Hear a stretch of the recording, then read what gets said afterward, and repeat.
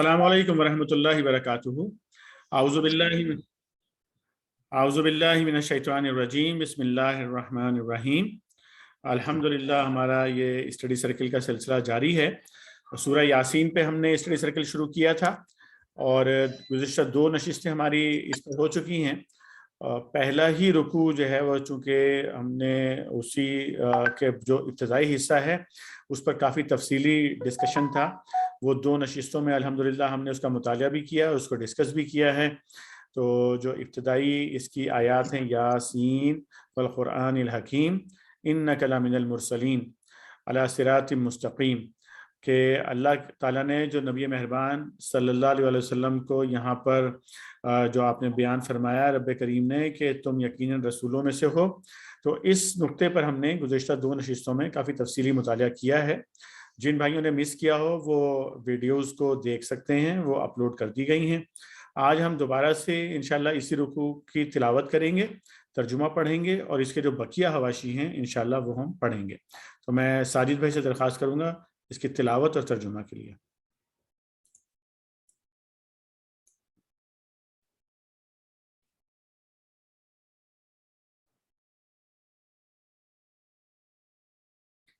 साजिद भाई माइक खोल लीजिएगा। बिस्मिल्लाहिर्रहमानिर्रहीम।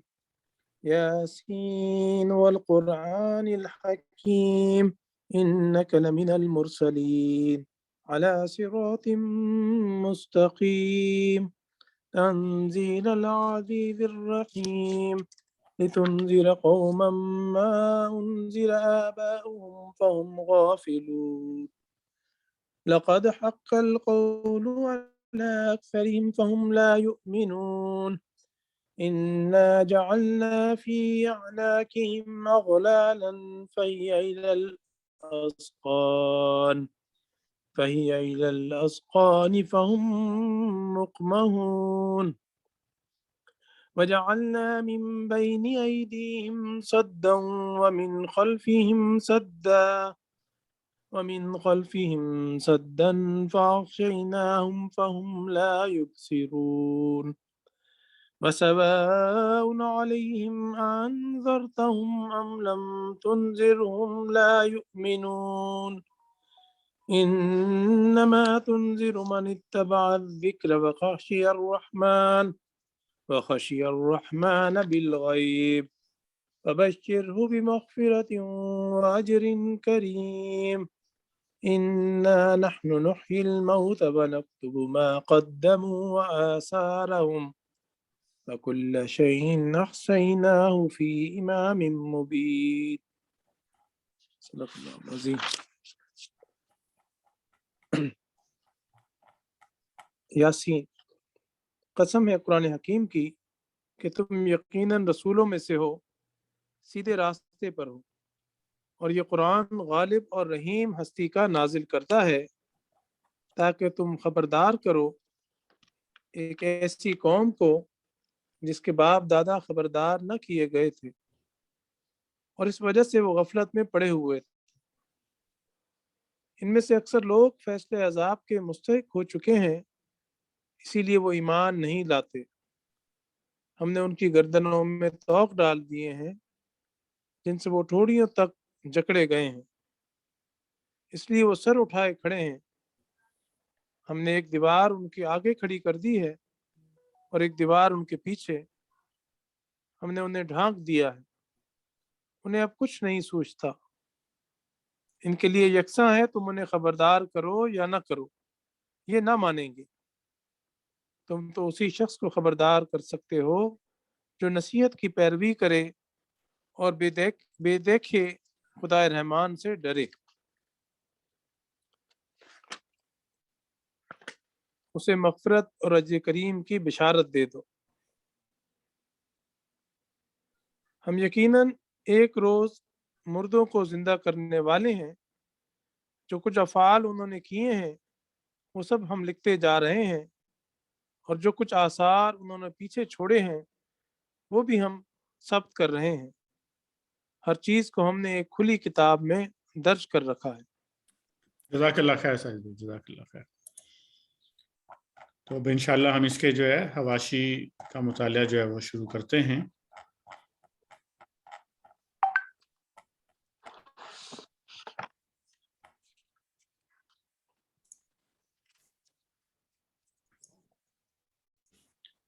پہلے میں پڑھ لیتا ہوں اس کو، اور دو حاشیے جو ہے الحمدللہ ہم نے پہلے پڑھ لیے تھے، یاسین اور قسم ہے قرآن حکیم کی کہ تم یقیناً رسولوں میں سے ہو، ان کو ہم پہلے تفصیل سے پڑھ چکے ہیں۔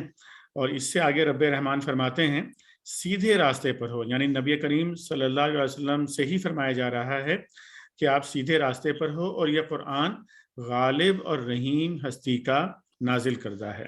اس کا کیا مطلب ہے؟ تیسرے حاشی میں دیکھتے ہیں، اللہ تعالیٰ فرماتے ہیں جو اللہ تعالیٰ نے فرمایا اس کا مطلب یہ ہے کہ یہاں قرآن کے نازل کرنے والے کی دو صفتیں بیان کی گئی ہیں، ایک یہ کہ وہ غالب اور زبردست ہے، دوسرا یہ کہ وہ رحیم ہے۔ پہلی صفت بیان کرنے سے مقصود اس حقیقت پر متنبہ کرنا ہے کہ یہ قرآن کسی بے زور ناصح کی نصیحت نہیں ہے جسے تم نظر انداز کر دو تو تمہارا کچھ نہ بگڑے، بلکہ یہ اس مالک کائنات کا فرمان ہے جو سب پر غالب ہے، جس کے فیصلوں کو نافذ ہونے سے کوئی طاقت روک نہیں سکتی، اور جس کی پکڑ سے بچ جانے کی قدرت کسی کو حاصل نہیں ہے۔ اور دوسری صفت بیان کرنے سے مقصود یہ احساس دلانا ہے کہ یہ سراسر اس کی مہربانی ہے کہ اس نے تمہاری ہدایت اور رہنمائی کے لیے اپنا رسول بھیجا اور یہ کتاب عظیم نازل کی تاکہ تم گمراہیوں سے بچ کر اس راہ راست پر چل سکو جس سے تمہیں دنیا و آخرت کی کامیابیاں حاصل ہوں۔ یہ تو ہم نے دیکھا کہ اللہ رب کریم نے قرآن کے نزول کے ساتھ اپنی جن صفات کا تذکرہ کیا کہ اللہ تعالیٰ عزیز بھی ہیں اور رحیم بھی ہیں۔ اس کے بعد رب کریم فرماتے ہیں تاکہ تم خبردار کرو ایک ایسی قوم کو جس کے باپ دادا خبردار نہ کیے گئے تھے اور اس وجہ سے وہ غفلت میں پڑے ہوئے ہیں۔ یہ حاشیہ نمبر 4 ہے، اس کو دیکھتے ہیں۔ اس آیت کے دو ترجمے ممکن ہیں، ایک وہ جو اوپر متن میں کیا گیا ہے، اور دوسرا ترجمہ یہ بھی ہو سکتا ہے کہ تم ڈراؤ ایک قوم کے لوگوں کو اسی بات سے جس سے ان کے باپ دادا ڈرائے گئے تھے، کیونکہ وہ غفلت میں پڑے ہوئے ہیں۔ پہلا مطلب اگر لیا جائے تو باپ دادا سے مراد زمانہ قریب کے باپ دادا ہوں گے، کیونکہ زمانہ بعید میں تو عرب کی سرزمین میں متعدد انبیاء آ چکے تھے۔ اور دوسرا مطلب اختیار کرنے کی صورت میں مراد یہ ہوگی کہ قدیم زمانے میں جو پیغام انبیاء کے ذریعے سے اس قوم کے آباء و اجداد کے پاس آیا تھا اس کی اب پھر تجدید کرو، کیونکہ یہ لوگ اسے فراموش کر گئے ہیں۔ اس لحاظ سے دونوں ترجموں میں در حقیقت کوئی تضاد نہیں ہے، اور معنی کے لحاظ سے دونوں اپنی اپنی جگہ درست ہیں۔ اس مقام پر یہ شبہ پیدا ہوتا ہے کہ اس قوم کے اسلاف پر جو زمانہ ایسا گزرا تھا جس میں کوئی خبردار کرنے والا ان کے پاس نہیں آیا، اس زمانے میں اپنی گمراہی کے وہ کس طرح ذمہ دار ہو سکتے تھے؟ اس کا جواب یہ ہے کہ اللہ تعالیٰ جب کوئی نبی دنیا میں بھیجتا ہے تو اس کی تعلیم و ہدایت کے اثرات دور دور تک پھیلتے ہیں اور نسلاً بعد نسل چلتے رہتے ہیں۔ یہ آثار جب تک باقی رہیں اور نبی کے پیرووں میں جب تک ایسے لوگ اٹھتے رہیں جو ہدایت کی شمع روشن کرنے والے ہوں، اس وقت تک زمانے کو ہدایت سے خالی قرار نہیں دیا جا سکتا۔ اور جب اس نبی کی تعلیم کے اثرات بالکل مٹ جائیں یا ان میں مکمل تحریف ہو جائے تو دوسرے نبی کی بعثت ناگزیر ہو جاتی ہے۔ نبی صلی اللہ علیہ وسلم کی بعثت سے پہلے عرب میں حضرت ابراہیم اور اسماعیل اور حضرت شعیب اور حضرت موسیٰ اور عیسیٰ علیہ السلام کی تعلیم کے اثرات ہر طرف پھیلے ہوئے تھے، اور وقتاً فوقتاً ایسے لوگ اس قوم میں اٹھتے رہے تھے یا باہر سے آتے رہے تھے جو ان اثرات کو تازہ کرتے رہتے تھے۔ جب یہ اثرات مٹنے کے قریب ہو گئے اور اصل تعلیم میں بھی تحریف ہو گئی تو اللہ تعالیٰ نے حضور صلی اللہ علیہ وسلم کو مبعوث فرما دیا، اور ایسا انتظام فرمایا کہ آپ کی ہدایت کے آثار نہ مٹ سکتے ہیں اور نہ محرف ہو سکتے ہیں، یعنی نہ ان میں تحریف کی جا سکتی ہے۔ تو اب یہ بات پایہ ثبوت کو پہنچتی ہے، میں اس کے آگے بات کر رہا ہوں کہ نبی کریم صلی اللہ علیہ وسلم کی جتنی بھی تعلیمات ہیں چاہے وہ آسمانی کتاب قرآن کی صورت میں ہو یا آپ کی سنت کی صورت میں، اللہ تعالیٰ نے اس کی حفاظت کا بندوبست فرما دیا ہے، اور یہ حفاظت اب قیامت تک اس کی رہے گی انشاءاللہ۔ اس لیے امت مسلمہ جو ہے یہی امت رہے گی اب، اور نبی کریم صلی اللہ علیہ وسلم کی جو امت ہے وہ، اور نبی کریم صلی اللہ علیہ وسلم ہی آخر یوم قیامت تک اب نبی ہیں دنیا کے اندر۔ اور یہ امت کی ذمہ داری بنتی ہے کہ وہ ہر زمانے کے اندر اپنے اندر وہ صلاحیت پیدا کرے اور اپنے اندر وہ جوش و جذبہ پیدا کرے جس کے ذریعے وہ اس پوری دنیا کو اپنے پیارے نبی صلی اللہ علیہ وسلم کا پیغام پہنچاتی رہے۔ یہاں پر ہم اس کی مزید تشریح پڑھیں گے۔ مزید تشریح کے لیے یہاں پہ ہمیں ریفرنس دیا گیا ہے سورہ السجدہ کے حاشیہ نمبر 5 کا، وہاں پہ چلتے ہیں اور حاشیہ نمبر 5 پڑھتے ہیں۔ یہ سورہ سجدہ ہے آپ کے سامنے، اب اس کا حاشیہ نمبر 5 اب ہم پڑھیں گے انشاءاللہ۔ یعنی جس طرح اس کا حق ہونا اور من جانب اللہ ہونا قطعی و یقینی امر ہے، اسی طرح اس کا مبنی برحکمت ہونا اور خود تم لوگوں کے لیے خدا کی ایک رحمت ہونا بھی ظاہر ہے۔ تم خود جانتے ہو کہ 100 برس سے تمہارے اندر کوئی پیغمبر نہیں آیا ہے۔ تم خود جانتے ہو کہ تمہاری ساری قوم جہالت اور اخلاقی پستی اور سخت پسماندگی میں مبتلا ہے۔ اس حالت میں اگر تمہیں بیدار کرنے اور راہ راست دکھانے کے لیے ایک پیغمبر تمہارے درمیان بھیجا گیا ہے تو اس پر حیران کیوں ہوتے ہو؟ یہ تو ایک بڑی ضرورت ہے جسے اللہ تعالیٰ نے پورا کیا ہے اور تمہاری اپنی بھلائی کے لیے کیا ہے۔ واضح رہے کہ عرب میں دین حق کی روشنی سب سے پہلے حضرت ہود اور حضرت صالح علیہ السلام کے ذریعے سے پہنچی تھی، جو زمانہ قبل تاریخ میں گزرے ہیں۔ پھر حضرت ابراہیم اور اسماعیل علیہ السلام آئے، جن کا زمانہ حضور صلی اللہ علیہ وسلم سے 2500 برس قبل گزرا ہے۔ اس کے بعد آخری پیغمبر جو عرب کی سرزمین میں نبی صلی اللہ علیہ وسلم سے پہلے بھیجے گئے وہ حضرت شعیب علیہ السلام تھے، اور ان کی آمد پر بھی تقریباً 2000 برس گزر چکے تھے۔ یہ اتنی طویل مدت ہے کہ اس کے لحاظ سے یہ کہنا بالکل بجا تھا کہ اس قوم کے اندر کوئی متنبہ کرنے والا نہیں آیا۔ اس ارشاد کا یہ مطلب نہیں ہے کہ اس قوم میں کبھی کوئی متنبہ کرنے والا نہ آیا تھا، بلکہ اس کا مطلب یہ ہے کہ ایک مدت دراز سے یہ قوم ایک متنبہ کرنے والے کی محتاج چلی آ رہی ہے۔ یہاں ایک اور سوال سامنے آ جاتا ہے جس کو صاف کر دینا ضروری ہے۔ اس آیت کو پڑھتے ہوئے آدمی کے ذہن میں یہ کھٹک پیدا ہوتی ہے کہ جب نبی صلی اللہ علیہ وسلم سے پہلے 100 برس تک عربوں میں کوئی نبی نہیں آیا تو اس جاہلیت کے دور میں گزرے ہوئے لوگوں سے آخر باس پرس کس بنیاد پر ہوگی؟ انہیں معلوم ہی کب تھا کہ ہدایت کیا ہے اور ضلالت کیا ہے؟ ضلالت کا مطلب ہوتا ہے گمراہی۔ پھر اگر وہ گمراہ تھے تو اپنی اس گمراہی کے ذمہ دار وہ کیسے قرار دیے جا سکتے ہیں؟ اس کا جواب یہ ہے کہ دین کا تفصیلی علم چاہے اس جاہلیت کے زمانے میں لوگوں کے پاس نہ رہا ہو، مگر یہ بات اس زمانے میں بھی لوگوں سے پوشیدہ نہ تھی کہ اصل دین توحید ہے، اور انبیاء علیہم السلام نے کبھی بت پرستی نہیں سکھائی ہے۔ یہ حقیقت ان روایات میں بھی محفوظ تھی جو عرب کے لوگوں کو اپنی سرزمین کے انبیاء سے پہنچی تھی، اور اس سے قریب کی سرزمین میں آئے ہوئے انبیاء حضرت موسیٰ، حضرت داؤد، حضرت سلیمان اور حضرت عیسیٰ علیہ السلام کی تعلیمات کے واسطے سے بھی وہ جانتے تھے۔ عرب کی روایت میں یہ بات بھی مشہور و معروف تھی کہ قدیم زمانے میں اہل عرب کا اصل دین دین ابراہیمی تھا، اور بت پرستی ان کے ہاں عمرو بن لوحی نامی ایک شخص نے شروع کی تھی۔ شرک و بت پرستی کے رواج عام کے باوجود عرب کے مختلف حصوں میں جگہ جگہ ایسے لوگ موجود تھے جو شرک سے انکار کرتے تھے، توحید کا اعلان کرتے تھے اور بتوں پر قربانیاں کرنے کی علانیہ مذمت کرتے تھے۔ خود نبی صلی اللہ علیہ وسلم کے عہد سے بالکل قریب زمانے میں اس بن سعید الیادی، امیہ بن ابی السلط، سوید بن عمرو المستلقی، وکی بن سلمہ بن زہیر الیادی، عمر بن جندب الجہنی، ابو قیس سرمہ بن ابی انس، زید بن عمر بن نفیل، ورقہ بن نوفل، عثمان بن الحویرث، عبید اللہ بن جہش، عامر بن الطرب،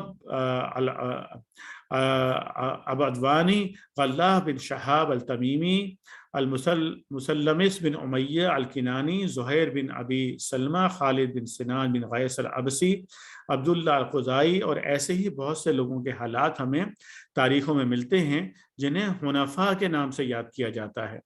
یہ سب لوگ، اور حنیف جو ہے دین حنیف ابراہیم علیہ السلام کا دین کہلاتا ہے، یہ سب لوگ علل اعلان توحید کو اصل دین کہتے تھے اور مشرکین کے مذہب سے اپنی بے تعلقی کا صاف صاف اظہار کرتے تھے۔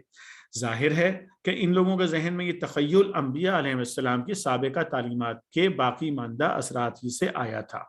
اس کے علاوہ یمن میں چوتھی پانچویں صدی عیسوی کے جو کتبات آثار قدیمہ کے جدید تحقیقات کے سلسلے میں برآمد ہوئے ہیں، ان سے معلوم ہوتا ہے کہ اس دور میں وہاں ایک توحیدی مذہب موجود تھا جس کے پیرو الرحمن اور رب السماء والارض ہی کو الہ واحد تسلیم کرتے تھے۔ سن 378 عیسوی کا ایک کتبہ ایک عبادت گاہ کے کھنڈر سے ملا ہے جس میں لکھا گیا ہے کہ یہ معبد الہ ذو سموا یعنی الہ السماء یا رب السماء کی عبادت کے لیے بنایا گیا ہے۔ سن 465 عیسوی کے ایک کتبے میں بے نصر اور بعون الالہ رب السماء والارض کے الفاظ لکھے ہیں جو عقیدہ توحید پر صریح دلالت کرتے ہیں۔ اسی دور کا ایک اور کتبہ ایک قبر پر ملا ہے جس میں بخیل رحمنن یعنی استعین بحول الرحمن کے الفاظ لکھے ہوئے ہیں۔ اسی طرح شمال عرب میں دریائے فرات اور قنسرین کے درمیان ضبط کے مقام پر سن 512 عیسوی کا ایک کتبہ ملا ہے جس میں بسم الہ لا عزہ الا لہو لا شکرہ الا لہو کے الفاظ پائے جاتے ہیں۔ یہ ساری باتیں بتاتی ہیں کہ حضور نبی اکرم صلی اللہ علیہ وسلم کی بعثت سے پہلے انبیاء سابقین کی تعلیمات کے آثار عرب سے بالکل مٹ نہیں گئے تھے، اور کم از کم اتنی بات یاد دلانے کے لیے بہت سے ذرائع موجود تھے کہ تمہارا خدا ایک ہی خدا ہے۔ اس کی مزید تشریح سورہ فرقان میں بھی کی گئی ہے، اس کے حاشیہ نمبر 84 میں، وہ بھی ہم پڑھ لیتے ہیں تو مزید ہمیں اس کی تشریح مل جائے گی۔ تو یہ جو تشریح کی گئی ہے میں پڑھ لوں، یہ میں پڑھ دیتا ہوں، اس کے بعد آگے آپ پڑھ لیجیے گا، ٹھیک ہے۔ یہ جو آیت ہے اس کا ترجمہ ہے اللہ کے سوا کسی اور معبود کو نہیں پکارتے، اللہ کی حرام کی ہوئی کسی جان کو ناحق ہلاک نہیں کرتے اور نہ زنا کے مرتکب ہوتے ہیں۔ 84 ہے یہ، ٹھیک ہے جی۔ یعنی وہ ان 3 بڑے گناہوں سے پرہیز کرتے ہیں جن میں اہل عرب کثرت سے مبتلا ہیں، ایک شرک باللہ، دوسرے قتل ناحق، تیسرے زنا۔ اسی مضمون کو نبی صلی اللہ علیہ وسلم نے بکثرت احادیث میں بیان فرمایا ہے۔ مثلا عبداللہ بن مسعود کی روایت میں ہے کہ ایک مرتبہ آپ سے پوچھا گیا سب سے بڑا گناہ کیا ہے، تو آپ نے فرمایا کہ یہ کہ تو کسی کو اللہ کا مد مقابل اور ہمسر ٹھہرائے حالانکہ تجھے پیدا اللہ نے کیا ہے۔ پوچھا گیا اس کے بعد، فرمایا یہ کہ تو اپنے بچے کو اس خوف سے قتل کر ڈالے کہ تیرے ساتھ کھانے میں شریک ہو جائے گا۔ پوچھا گیا پھر اس کے بعد یعنی تیسرے نمبر پہ، تو نبی مہربان نے فرمایا کہ یہ کہ تو اپنے ہمسائے کی بیوی سے زنا کرے، اور یہ احادیث بخاری، مسلم، ترمذی، نسائی اور امام احمد سب نے اس کو نقل کیا ہے۔ اگرچہ کبیرہ گناہ اور بھی بہت سے ہیں، لیکن عرب کی سوسائٹی پر اس وقت سب سے زیادہ تسلط انہی 3 گناہوں کا تھا، اس لیے مسلمانوں کی اس خصوصیت کو نمایاں کیا گیا کہ پورے معاشرے میں یہ چند لوگ ہیں جو ان برائیوں سے بچ گئے ہیں۔ یہاں یہ سوال کیا جا سکتا ہے کہ مشرکین کے نزدیک تو شرک سے پرہیز کرنا ایک بہت بڑا عیب تھا، پھر اسے مسلمانوں کی خوبی کی حیثیت سے ان کے سامنے پیش کرنے کی کون سی معقول وجہ ہو سکتی تھی؟ اس کا جواب یہ ہے کہ اہل عرب اگرچہ شرک میں مبتلا تھے اور سخت تعصب کی حد تک مبتلا تھے، مگر در حقیقت اس کی جڑیں اوپری سطح ہی تک محدود تھیں، کچھ گہری اتری ہوئی نہ تھیں، اور دنیا میں کبھی کہیں بھی شرک کی جڑیں انسانی فطرت میں گہری اتری ہوئی نہیں ہوتی۔ اس کے برعکس خالص خدا پرستی کی عظمت ان کے ذہن کی گہرائیوں میں رچی ہوئی موجود تھی، جس کو ابھارنے کے لیے اوپر کی سطح کو بس ذرا زور سے کھرچ دینے کی ضرورت تھی۔ جاہلیت کی تاریخ کے متعدد واقعات ان دونوں باتوں کی شہادت دیتے ہیں۔ مثلا ابرہہ کے حملے کے موقع پر قریش کا بچہ بچہ یہ جانتا تھا کہ اس بلا کو وہ بت نہیں ٹال سکتے جو خانہ کعبہ میں رکھے ہوئے ہیں، بلکہ صرف اللہ تعالیٰ ہی ٹال سکتا ہے جس کا یہ گھر ہے۔ آج تک وہ اشعار اور قصائد محفوظ ہیں جو اصحاب الفیل کی تباہی پر ہم اثر شعراء نے کہے تھے۔ ان کا لفظ لفظ گواہی دیتا ہے کہ وہ لوگ اس واقعے کو محض اللہ تعالیٰ کی قدرت کا کرشمہ سمجھتے تھے اور اس امر کا ادنا سا گمان بھی نہ رکھتے تھے کہ اس میں ان کے معبودوں کا کوئی دخل ہے۔ اس موقع پر شرک کا یہ بدترین کرشمہ بھی قریش اور تمام مشرکین عرب کے سامنے آیا تھا کہ ابرہہ جب مکہ کی طرف جاتے ہوئے طائف کے قریب پہنچا تو اہل طائف نے اس اندیشے سے کہ یہ کہیں ان کے معبود لات کے مندر کو بھی نہ گرا دے، اپنی خدمات کعبے کو منہدم کرنے کے لیے اس کے آگے پیش کر دیں اور اپنے بدرقے اس کے ساتھ کر دیے۔ بدرقہ کہتے ہیں راستہ دکھانے والے کو، تاکہ وہ پہاڑی راستوں سے اس کے لشکر کو بخیریت مکہ تک پہنچا دیں۔ اس واقعے کی تلخ یاد مدتوں تک قریش کو ستاتی رہی اور سالہ سال تک وہ اس شخص کی قبر پر سنگباری کرتے رہے جو طائف کے بدرقے کا سردار تھا۔ علاوہ بری قریش اور دوسرے اہل عرب اپنے دین کو حضرت ابراہیم کی طرف منسوب کرتے تھے، اپنے بہت سے مذہبی اور معاشرتی مراسم اور خصوصاً مناسک حج کو دین ابراہیمی کے اجزاء قرار دیتے تھے، اور یہ بھی مانتے تھے کہ حضرت ابراہیم علیہ السلام خالص خدا پرست تھے۔ بتوں کی پرستش انہوں نے کبھی نہیں کی۔ ان کے ہاں کی روایات میں یہ تفصیلات بھی محفوظ تھیں کہ بت پرستی ان کے ہاں کب سے رائج ہوئی اور کون سا بت کب کہاں سے کون لایا۔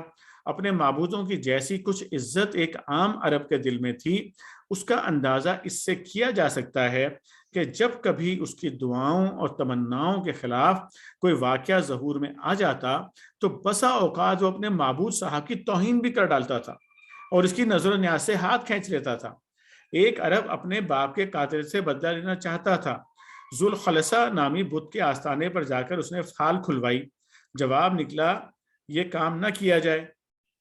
اس پر عرب طیش میں آ گیا، کہنے لگا اے ذوالخلصہ، اگر میری جگہ تو ہوتا اور تیرا باپ مارا گیا ہوتا تو ہرگز تو یہ جھوٹی بات نہ کہتا کہ ظالموں سے بدلہ نہ لیا جائے۔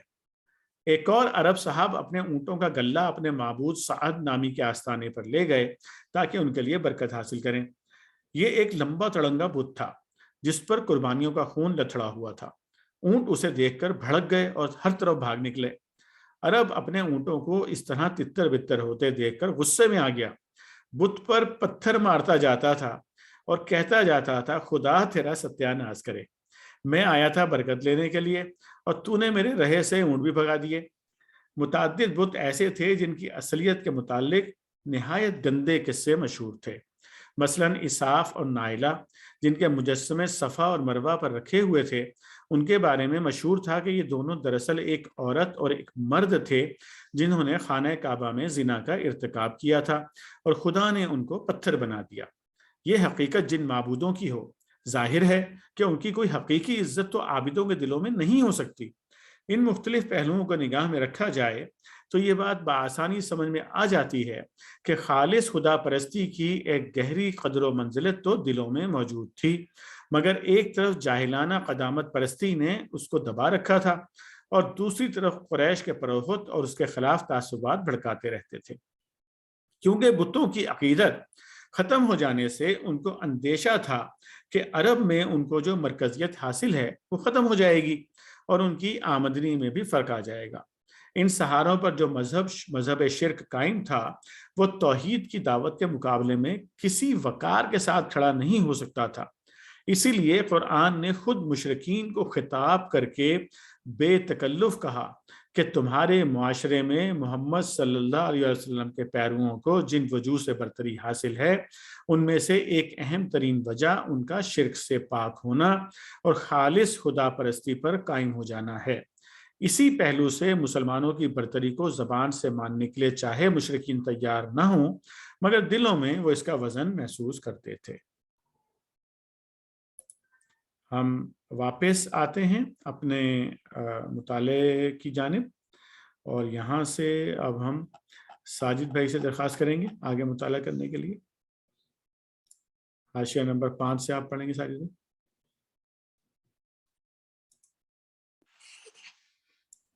ان میں سے اکثر لوگ فیصلے عذاب کے مستحق ہو چکے ہیں، اسی لیے وہ ایمان نہیں لاتے۔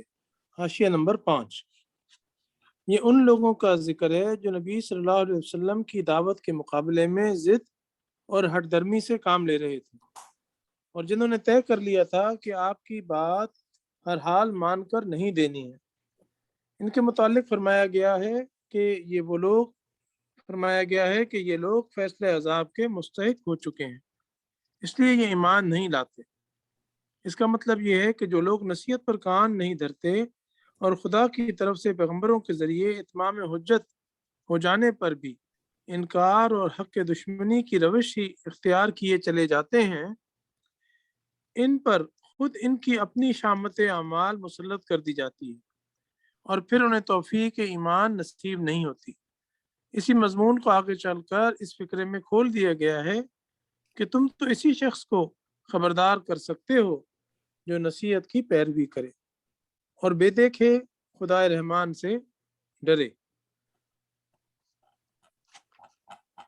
ہم نے ان کی گردنوں میں طوق ڈال دیے ہیں جن سے وہ ٹھوڑیوں تک جکڑے گئے ہیں، اس لیے وہ سر اٹھائے کھڑے ہیں۔ حاشیہ نمبر 6۔ اس آیت میں طوق سے مراد ان کی اپنی ہٹ درمی ہے جو ان کے لیے قبول حق میں مانع ہو رہی تھی۔ ٹھوڑیوں تک جکڑے جانے اور سر اٹھائے کھڑے ہونے سے مراد وہ گردن کی اکڑ ہے جو تکبر اور نخوت کا نتیجہ ہوتی ہے۔ اللہ تعالیٰ یہ فرما رہا ہے کہ ہم نے ان کی ضد اور ہٹ درمی کو ان کی گردن کا طوق بنا دیا ہے، اور جس کبر و نخوت میں یہ مبتلا ہیں، اس کی وجہ سے ان کی گردنیں اسی طرح اکڑ گئی ہیں کہ اب خواہ کوئی روشن سے روشن حقیقت بھی ان کے سامنے آ جائے، یہ اس کی طرف التفات کر کے نہ دیں گے۔ ہم نے ایک دیوار ان کے آگے کھڑی کر دی ہے اور ایک دیوار ان کے پیچھے، ہم نے انہیں ڈھانک دیا ہے، انہیں اب کچھ نہیں سوچتا۔ حاشیہ نمبر 7۔ ایک دیوار آگے اور ایک پیچھے کھڑی کر دینے سے مراد یہ ہے کہ اسی ہٹ درمی اور استکبار کا فطری نتیجہ یہ ہوا ہے کہ یہ لوگ نہ پچھلی تاریخ سے کوئی سبق لیتے ہیں اور نہ مستقبل کے نتائج پر کبھی غور کرتے ہیں۔ ان کے تعصبات نے ان کو ہر طرف سے اس طرح ڈھانک لیا ہے اور ان کی غلط فہمیوں نے ان کی آنکھوں پر ایسے پردے ڈال دیے ہیں کہ انہیں وہ کھلے کھلے حقائق نظر نہیں آتے جو ہر سلیم متبع اور بے تعصب انسان کو نظر آ رہے ہیں۔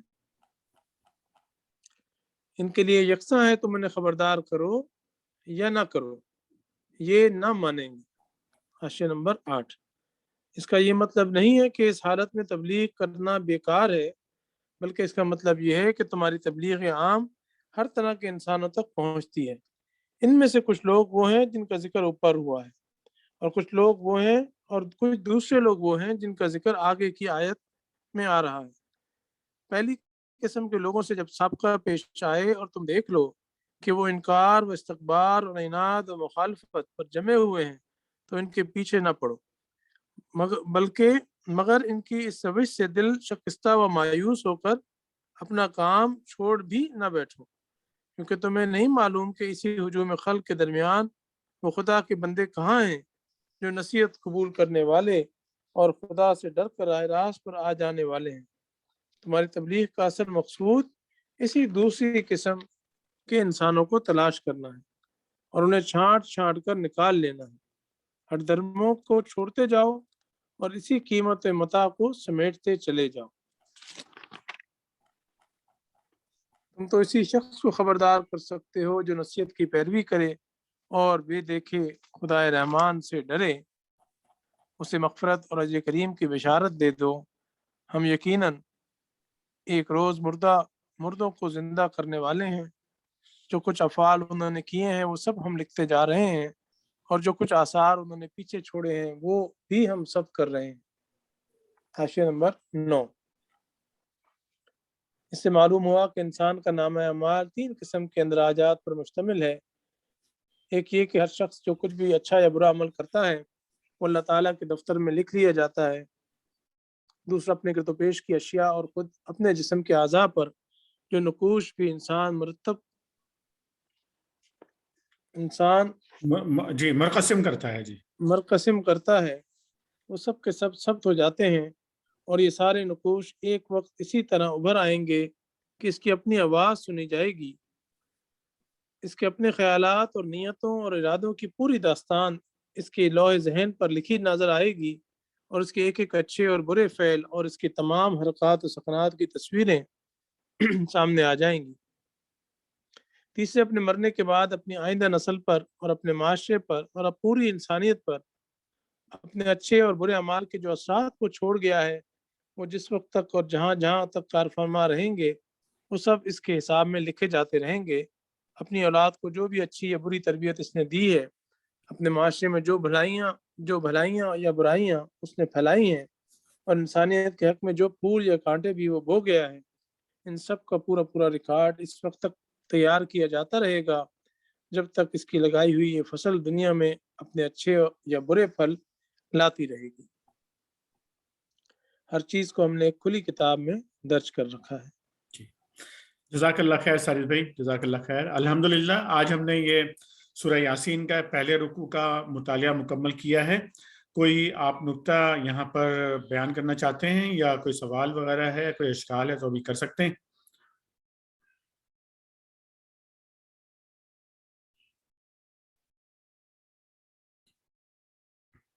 الحمدللہ جناب، بڑا احسان ہے اللہ تعالیٰ کا۔ یہ اللہ کے احسان کے بغیر یہ توفیق نہیں ملتی بندے کو کہ وہ اللہ کی کتاب کو پڑھ سکے اور پڑھنے کے بعد اس کو سمجھنے کی کوشش بھی کرے۔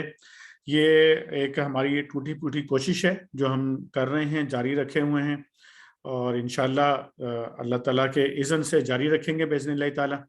تو آئندہ نشست میں اگلے رکوع سے ہم انشاءاللہ مطالعہ شروع کریں گے۔ آج کی نشست کا اختتام یہیں پر کریں گے دعا کے ساتھ، اور ساجد بھائی سے درخواست کریں گے دعا کروانے کے لیے۔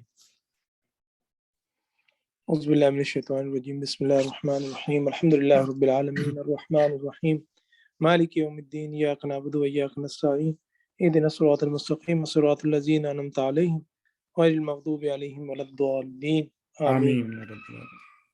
ربنا لا تزغ قلوبنا بعد إذ هديتنا وهب لنا من لدنك رحمة إنك أنت الوهاب، ربنا آتنا من لدنك رحمة وهيئ لنا من أمرنا رشدا، رب اغفر لي وارحمني وأنت خير الراحمين، آمین ربنا آمنا فاغفر لنا وارحمنا وأنت خير الراحمين، آمین لا إله إلا أنت سبحانك إني كنت من الظالمين، آمین ربنا آتنا في الدنيا حسنة وفي الآخرة حسنة وقنا عذاب النار، آمین ربنا ظلمنا أنفسنا وإن لم تغفر لنا وترحمنا لنكونن من الخاسرين، آمین إن الله وملائكته يصلون على النبي يا أيها الذين آمنوا صلوا عليه وسلموا تسليما، اللهم صل على محمد وعلى آل محمد كما صليت على إبراهيم وعلى آل إبراهيم إنك حميد مجيد، اللهم بارك على محمد وعلى آل محمد وبارك على إبراهيم وعلى آل إبراهيم إنك حميد مجيد، رب اجعلني مقيم الصلاة ومن ذريتي ربنا وتقبل دعاء، ربنا اغفر لي ولوالدي وللمؤمنين يوم يقوم الحساب،